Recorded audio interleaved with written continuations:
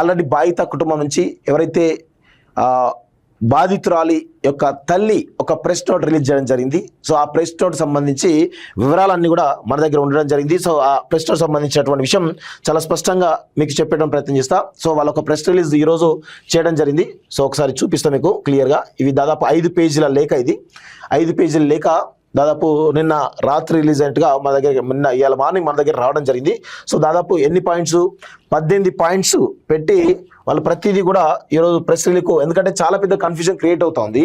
ఎందుకు క్రియేట్ అవుతుంది అంటే ఒకవైపు నుంచి అటు కేంద్ర రాష్ట్ర ప్రభుత్వాలు సపోర్ట్ చేస్తున్నటువంటి అక్యూజ్డ్ ఎవరైతే ఉన్నారో వారి యొక్క వర్గం నుంచి విపరీతమైనటువంటి దుష్ప్రచారం ఆ కుటుంబం పైన జరుగుతూ ఉంది.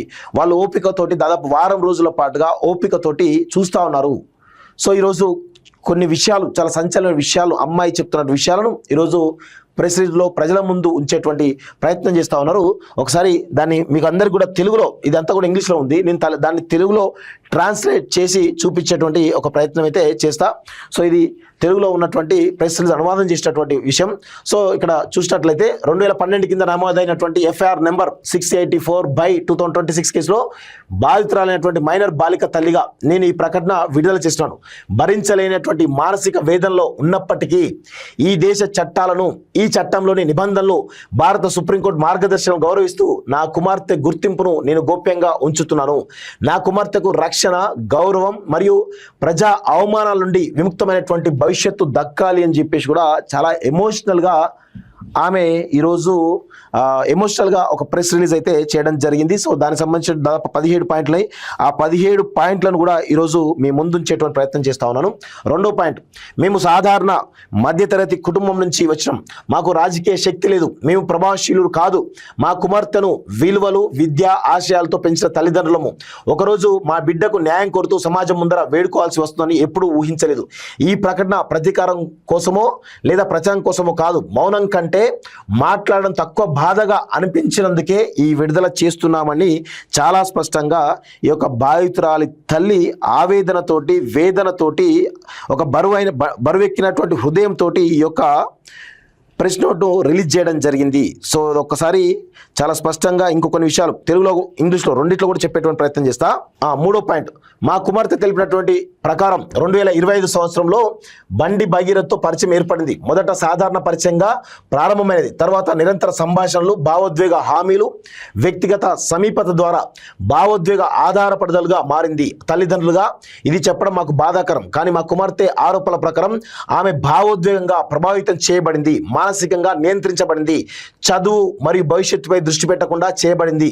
ఆమె అసౌకర్యం మరియు నిరాకరణ ఉన్నప్పటికీ పలు సందర్భాల్లో శారీరక సంబంధాల కోసం ఒత్తిడి తెచ్చారని ఆమె చెప్తున్నటువంటి విషయాన్ని ఈరోజు ప్రజల ముందు వాళ్ళ తల్లి అనేకమైనటువంటి ఒక బరువైనటువంటి హృదయంతో, భారమైనటువంటి హృదయంతో కొన్ని విషయాలను చెప్పే ప్రయత్నం చేస్తూ ఉంది. మా కుమార్తె వివిధ ప్రదేశాల్లో జరిగినటువంటి సంఘటనలు వివరించినప్పుడు, ముఖ్యంగా 2025 డిసెంబర్ 31 రాత్రి మరియు 2026 జనవరి 1 తెల్లవారుజామున మొయినాబాద్లో జరిగినటువంటి ఘటనలు చెప్పినప్పుడు తల్లిగా ఆ బాధను మాటల్లో చెప్పలేను. మా కుమార్తె ప్రకారం ఆమె నిరాకరించినప్పటికీ బలవంతంగా మద్యం తాగించేందుకు ఒత్తిడి తెచ్చారని, ఆ తర్వాత ఆమె బలహీన స్థితిలో ఉన్నప్పుడు అనుచిత ప్రవర్తన మరియు బలవంతపు వ్యవహారం జరిగిందని తెలిపింది. ప్రతిసారి ఈ విషయాలు గుర్తు చేసుకున్నప్పుడు ఆమె కళ్ళల్లో భయం, అవమానం, మానసిక క్షోభ కనిపించాయి. ఈ ఆరోపణలు ప్రస్తుతం విచారణలో ఉన్నాయి. నిజం బయటపడుతుందని మేము చట్ట వ్యవస్థపై నమ్మకం ఉంచుతున్నాము.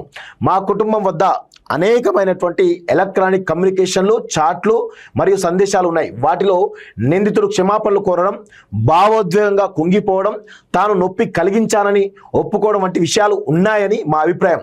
అలాగే శారీరక సమావేశాలు మరియు సంబంధాల కోసం ఒత్తిడి తెచ్చినటువంటి విషయాలు కూడా ఉన్నాయని భావిస్తున్నాం.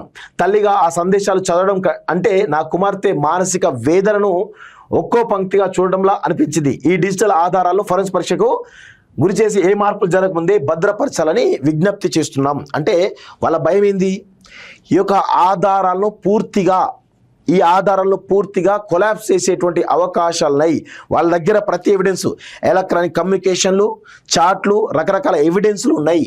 వాటిలలో చాలా స్పష్టంగా బండి భగీరథ్ అమ్మాయిని ఎమోషనల్గా మాట్లాడుతున్నాడు, క్షమాపణ చెప్పినట్టు రకరకాలు చెప్పినట్టు కూడా ఆ యొక్క బిడ్డ తల్లికి చెప్పినటువంటి దాన్ని ఒక భారమైనటువంటి హృదయంతో ఈరోజు ఈ ప్రెస్ రీల్లో చెప్తా ఉంది చాలా స్పష్టంగా. 2026 జనవరిలో ఈ సంబంధం అకస్మాత్తుగా ముగిసిన తర్వాత మా కుమార్తె మానసిక పరిస్థితి తీవ్రంగా దెబ్బతిన్నది. మేము పెంచిన ఆనందంగా ఉండే పిల్లల ఆమె ప్రవర్తించడం మానేసింది. ఆమె లోపలే ఉండిపోయింది, మానసికంగా కుమిలిపోయింది, నమ్మకం కోల్పోయింది. ప్రతిరోజు ఆమె మౌనంగా ఏడుస్తూ ఉండడాన్ని చూసాం.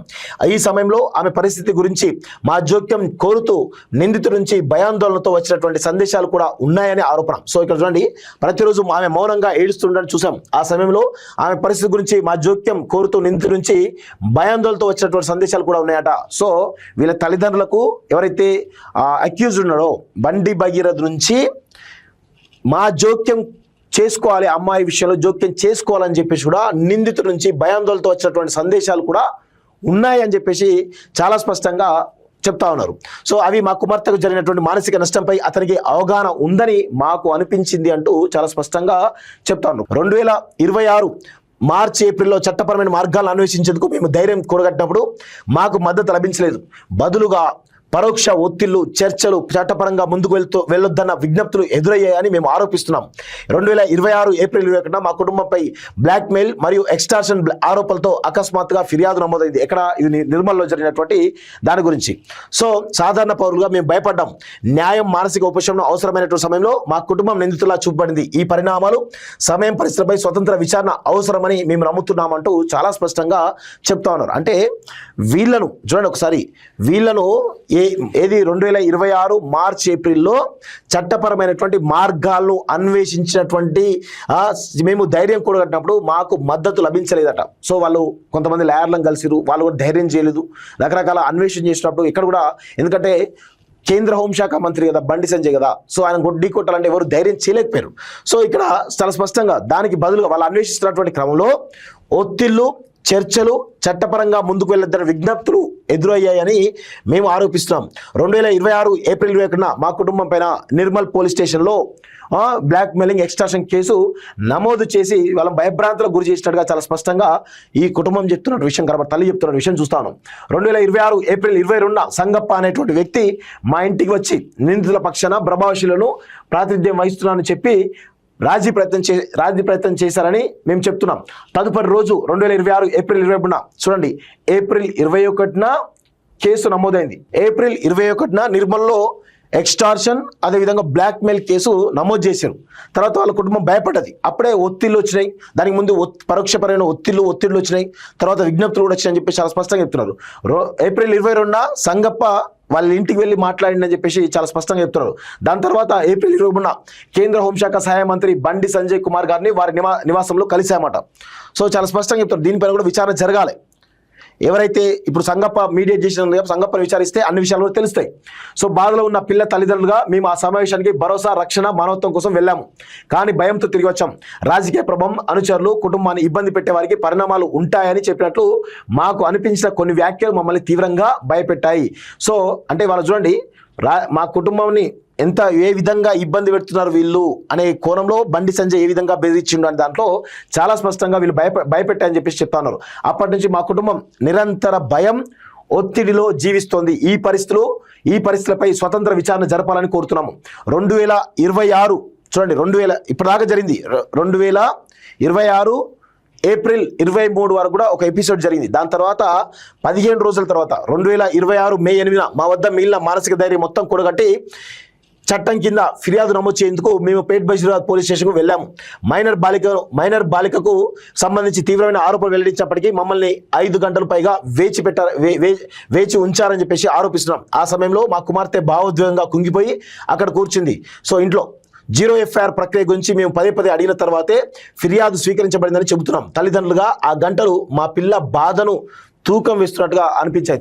చాలా ఆమె యొక్క బాధను వాళ్ళు దిగమింగుకుంటూ కూడా అనేక రకాలైనటువంటి ఒక పెద్ద కొండను ఢీకొంటున్నాం, చాలా పెద్ద వ్యవస్థను ఢీకొంటున్నాం, కేంద్ర రాష్ట్ర ప్రభుత్వాలు ఢీకొంటున్నాం అనేటువంటి ఒక ఒత్తిడికి లోనై అమ్మాయి కూడా అదే విధమైన ఒత్తిడిలోనే ఈరోజు ఆ కేసు పెట్టినట్టుగా చాలా స్పష్టంగా చెప్పడం జరుగుతోంది.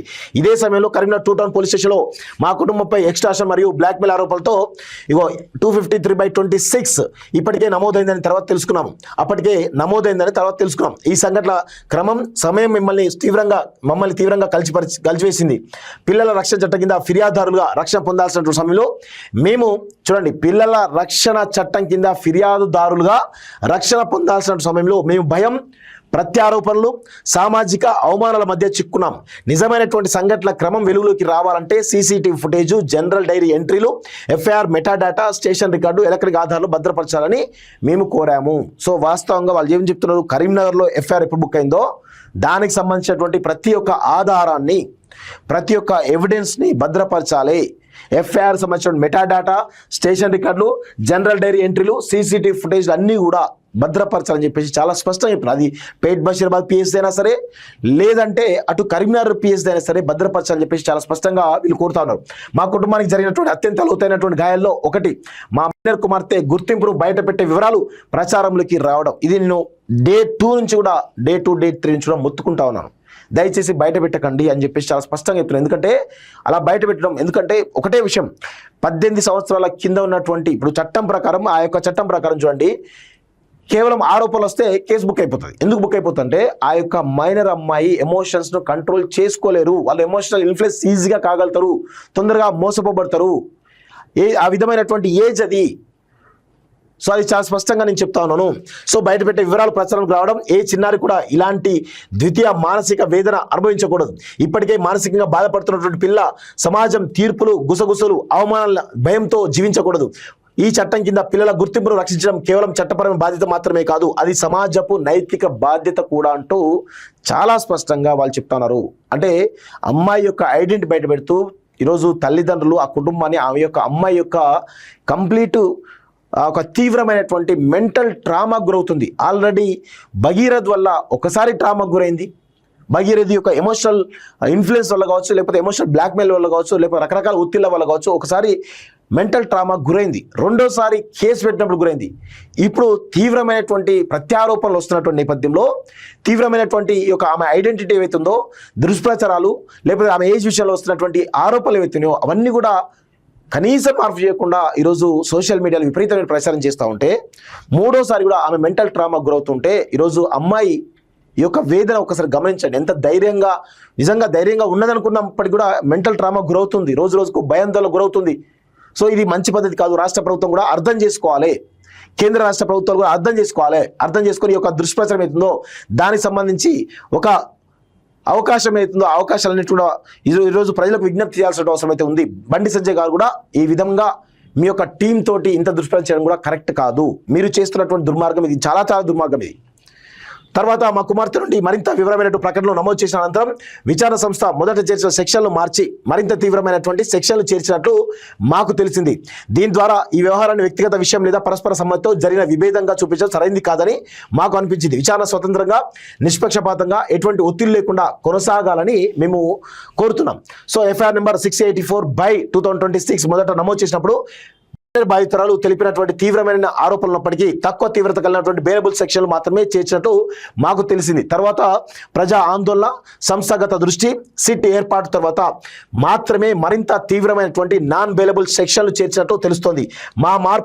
ఈ మార్పును మేము స్వాగతిస్తున్నప్పటికీ మా బాధ మాత్రం తగ్గలేదు. విచారణ ఇంకా పూర్తి కాలేదు. అయినప్పటికీ నిందితుడు బండి భగీరథ్ బయట స్వేచ్ఛగా తిరుగుతున్నాడు. తల్లిదండ్రులుగా ఇది మమ్మల్ని ప్రతిరోజు తీవ్రంగా కలిచివేస్తుంది అంటూ కూడా చాలా స్పష్టంగా చెప్తున్నారు. వయస్సు మరియు పరిపాలన అసంగతులపై దృష్టి మళ్లించే ప్రయత్నాలు మాకు తీవ్రంగా కలిగిస్తున్నాయి. సంబంధిత రికార్డుల సవరణ, సమన్వయ ప్రక్రియలు ఈ వివాదానికి ముందే ప్రారంభమయ్యాయని మేము స్పష్టం చేస్తున్నాం. సో పత్రాల్లోని ప్రక్రియపరమైనటువంటి తేడాలు ఒక చిన్నారి అనుభవించిన బాధను లేదా ఈ చట్టం కింద లభించే రక్షణలు తొలగించలేమని మేము నమ్ముతున్నాం. బాధిత చిన్నారి తల్లిగా మేము మీడియా సానుభూతి, రాజకీయ పోరాటం లేదా ప్రజా ప్రదర్శన కోరడం లేదని చేతులు జోడించి చెబుతున్నాం. ఈ దేశంలోని ప్రతి సాధారణ పౌరుడికి లభించాల్సినటువంటి న్యాయం, నిష్పక్షపాత విచారణ, ఆధారాల రక్షణ, మా కుమార్తె గౌరవ రక్షణ చట్టం సమానంగా అమలు కావడం మాత్రమే మేము కోరుతా ఉన్నామని చెప్పేసి చాలా స్పష్టంగా ఆ తల్లి వేడుకుంటుంది ఈ దేశ ప్రజలను. ఒక భరతమాత బిడ్డగా, ఒక భరతమాత యొక్క చిన్నారి భరతమాత యొక్క తల్లిగా ఆమె దేశ ప్రజలు వేడుకుంటుంది, నాకు మీడియా పరంగా కానీ లేకపోతే రాజకీయ పర పోరాటాలు కానీ ప్రజా ఆందోళన కానీ అవసరం లేదు.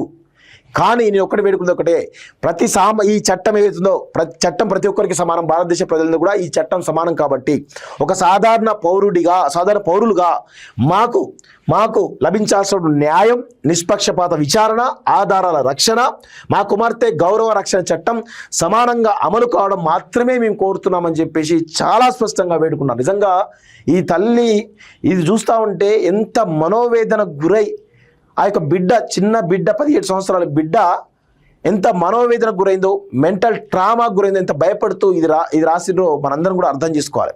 ఇది చాలా చాలా చాలా దుర్మార్గం. ప్రతి ఒక్కరు కూడా అర్థం చేసుకోవాలి. నేను ఇక్కడ ఏమంటున్నాను, ఈ అమ్మాయి చేస్తున్నటువంటి తీవ్రమైన ఆరోపణల విషయంలో నిష్పక్షపాతంగా విచారణ జరగాలి.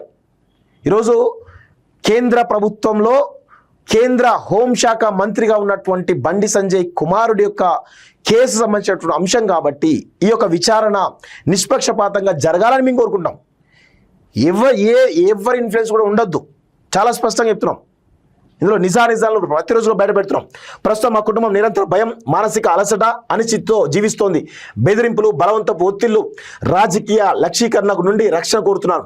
న్యాయ వ్యవస్థ, విచారణ సంస్థలు, బాల హక్కుల సంస్థలు, మహిళా కమిషన్లు మరియు సంబంధిత అధికారులందరూ విచారణ స్వతంత్రంగా సాగి ప్రతి ఆధారం చట్టబద్ధంగా భద్రపరిచేలా చూడాలని కోరుతున్నారు. మీరు గమనించండి, ఆధారాలను భద్రపరచాలి అనేటువంటి పదం పదే వాడుతూ ఉందంటే ఆధారాలను ధ్వంసం చేసే దిశగా పెద్ద ఎత్తున ప్రయత్నాలు జరుగుతున్నాయని చెప్పేసి ఆ యొక్క తల్లి చెప్పకనే ప్రజలందరికీ కూడా చాలా స్పష్టంగా చెప్తుంది.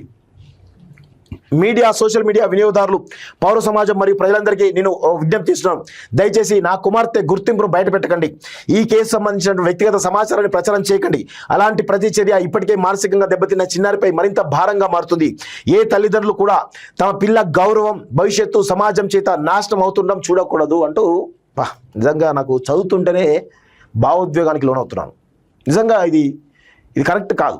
ఎందుకంటే 100% అమ్మాయి యొక్క గౌరవాన్ని కాపాడాల్సినటువంటి అవసరం ఈరోజు ప్రభుత్వం పైన ఉంది, రాష్ట్ర ప్రభుత్వం పైన, కేంద్ర ప్రభుత్వం పైన ఉన్నది.